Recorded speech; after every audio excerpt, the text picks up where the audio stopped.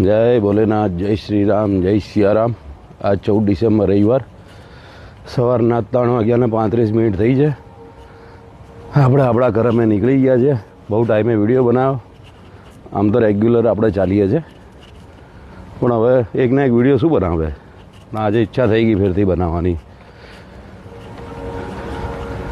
જય ભોલેનાથ, જય શ્રી શંકર, હર હર મહાદેવ।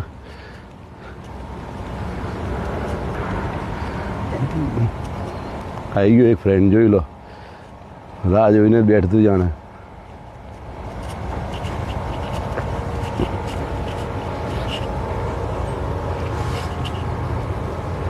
શું છે?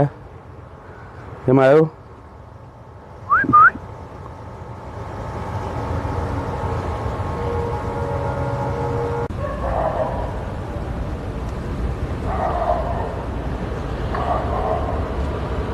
મારું નાનું ફ્રેન્ડ, એક પગ નથી આને, આનું સ્ટ્રગલ જ બહુ જોરદાર છે।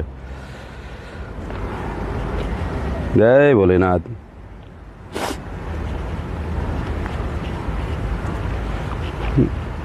જય ભોલેનાથ, જય શ્રી શંકર, હર હર મહાદેવ, જય શ્રી રામ। આ મારી આપણી સવારની 4 વાગ્યાની